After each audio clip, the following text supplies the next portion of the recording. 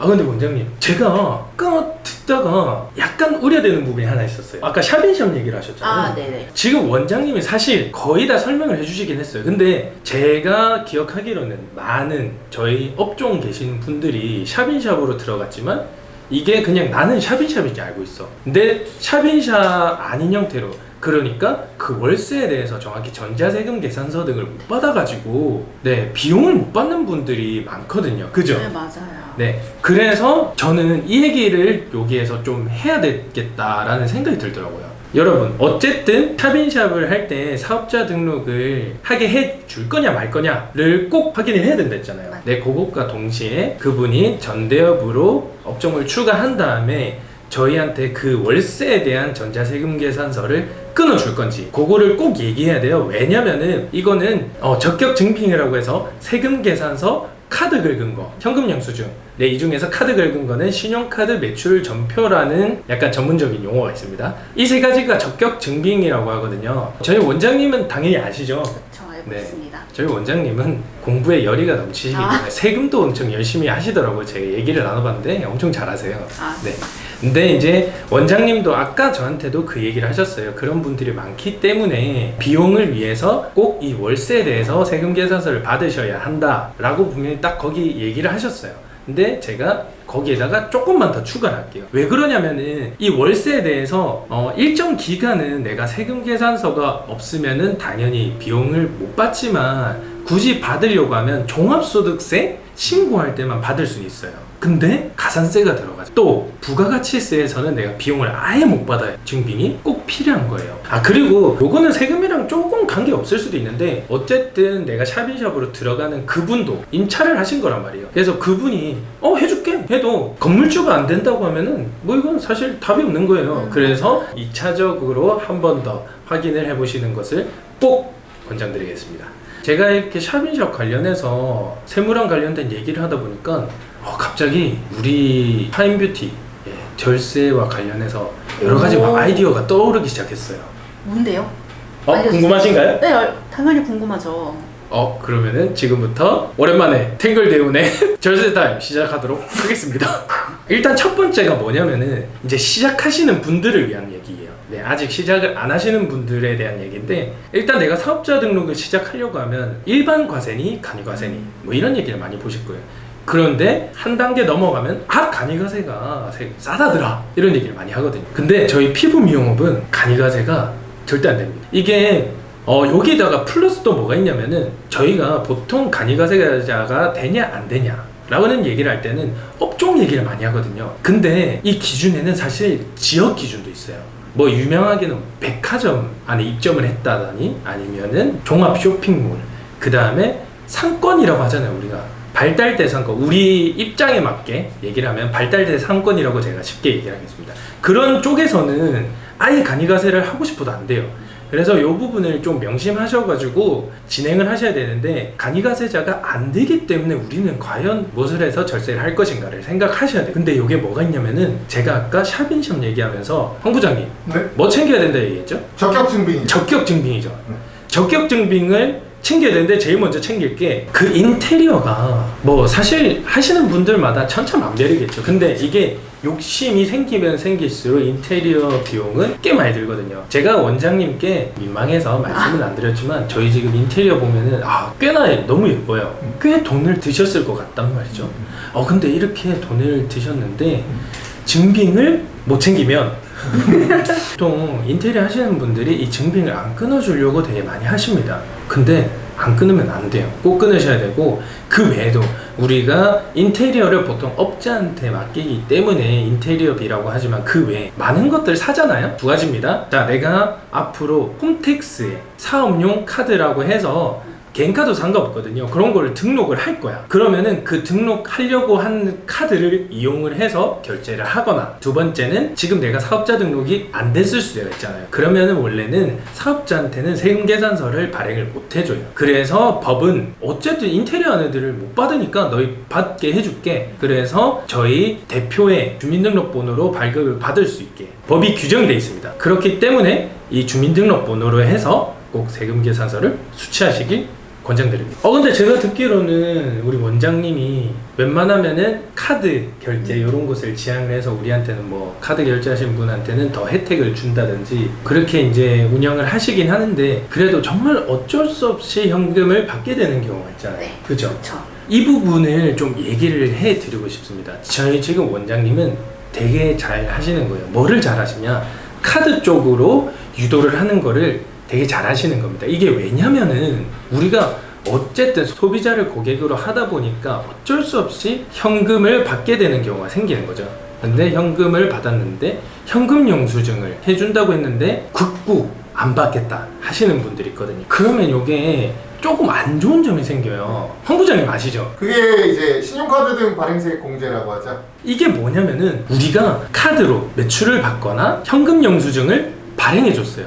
그러면은 그 결제한 금액의 1.3%만큼 신용카드 등 발행세액 공제라는 걸로 공제를 해주거든요. 근데 그냥 현금으로 받았다 이러면은 신용카드 매출, 현금 영수증 매출이 아닌 현금 매출, 즉 우리는 기타 매출이라고 하는데 그쪽으로 들어가기 때문에 이 공제를 못 받아요. 근데 제가 정확히 설명을 드리겠습니다. 우리 부가가치세 신고하는 거는 제가 항상 우리 대표님들한테도 얘기하거든요. 부가세 많이 내셨어요? 그러면은 저희 장사가 잘 된 거예요. 왜 그런 얘기를 하냐면은 소득세는 뭐 세액 공제니 세액 감면이니 뭐 이런 것들을 할 수 있는 게 되게 많아요. 근데 부가세는 그게 없거든요. 정말 그냥 번 거 빼기 낸 거 끝이에요. 그런데 이 신용카드 등 발행세액 공제는 정말 몇 개 안 되는 한 3개 정도 되나요? 정말 몇 개 안 되는 부가세를 절세할 수 있는 방법이란 말이에요. 근데 현금으로 하는 매출이 많아진다 그러면은 요거를 못 받는 거죠. 그렇다고 우리가 현금 매출을 이 누락하고 막 그러면은 이 가산세가 들어가기 때문에 우리가 또 어쩔 수 없이 신고를 해야 된단 말이에요.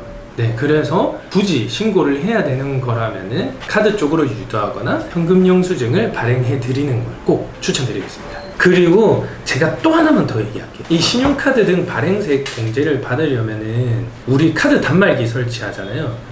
네, 원장님도 아주 이쁜 단말기를 설치해 놓으셨더라고요. 요만해요.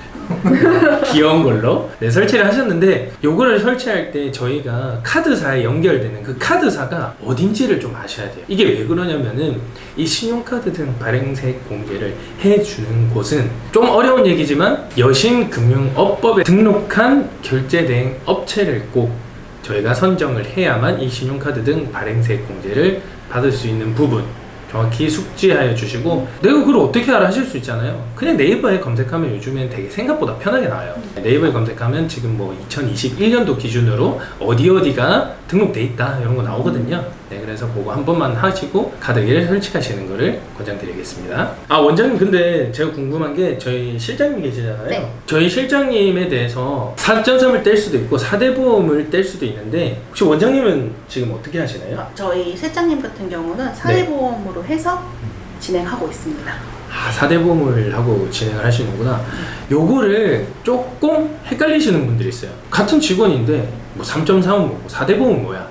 그래서 요 부분에 대해서 설명을 하면서 어떤 부분이 과연 우리한테 이득일까를 판단할 수 있는 제가 잣대를 좀 드려보도록 할게요. 지금 저희 원장님은 4대 보험을 들고 계시잖아요. 일단은 제가 정말 간결하게 세금으로 한번 본다면 3.3이 쌉니다.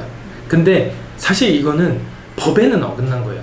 법에는 왜 어긋나냐면은 이 3.3은 정확히 프리랜서들, 그러니까 프리랜서들, 사업자들, 개인 사업 등록을 못한 사업자들한테 3.3을 떼고 주라고 한 거거든요. 근데 사실 많은 기업들이 그냥 직원들 쓸 때도 3.3을 뗀단 말이죠.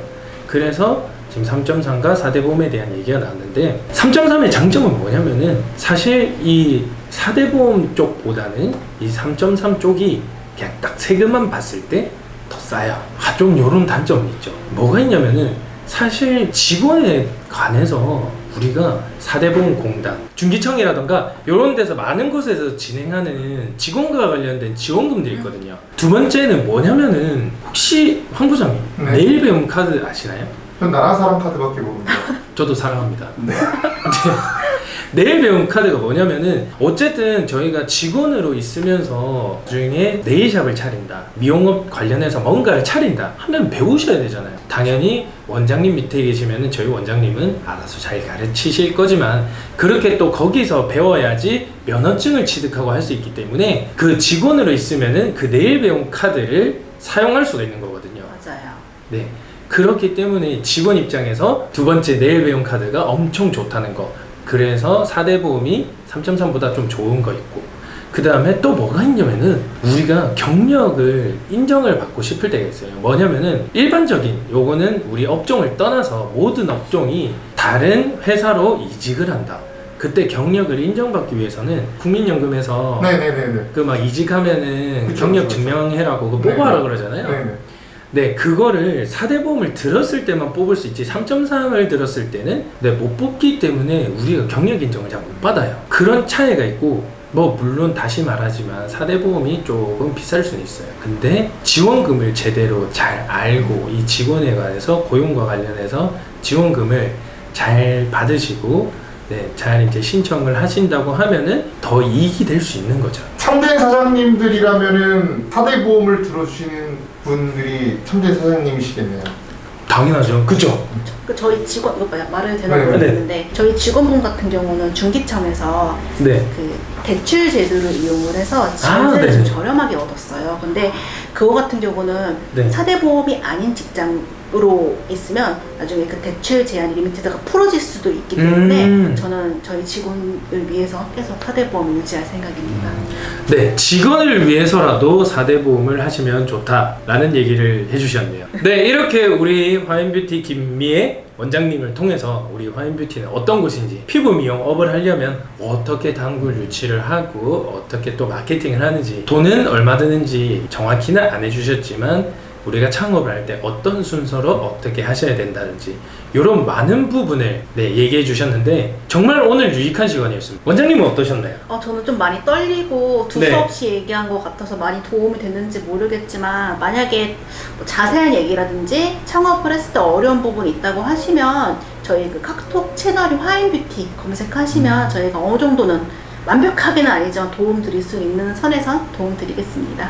네, 이렇게 저희가 많은 도움, 정말 간절하게 내가 피부 미용 쪽으로 개업을 하고 싶은데, 창업을 하고 싶은데 도움을 못 받아가지고 힘들게 허덕이시는 분들 많으시리라고 생각합니다. 화인뷰티 원장님께 전화는 절대 안 되고요.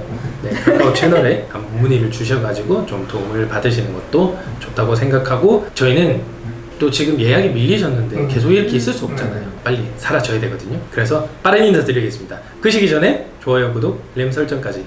저번 거 또 해도 되나요? 그럼요. 원장님 그거 아시나요? 그 뭐요? 조떼꾸알이라고 아시나요? 이름이 왜 그래요? 누구 이름 같지만 좋아요 댓글. 네. 네네네. 약간 저도 그랬어요. 무협 만화에 아. 그 약간 이름 뭐죠? 뭐 도검 명민 뭐 이런 것처럼 그렇게 악센트가 큰 발음은 처음 들어서 이거는 들어도 네, 많이 당하신 것 같아서 빨리 클로징 하도록 하겠습니다. 지금까지 텍스니어 파트너스 탱글대운 화인뷰티 대표 김미애였습니다. 네, 감사합니다.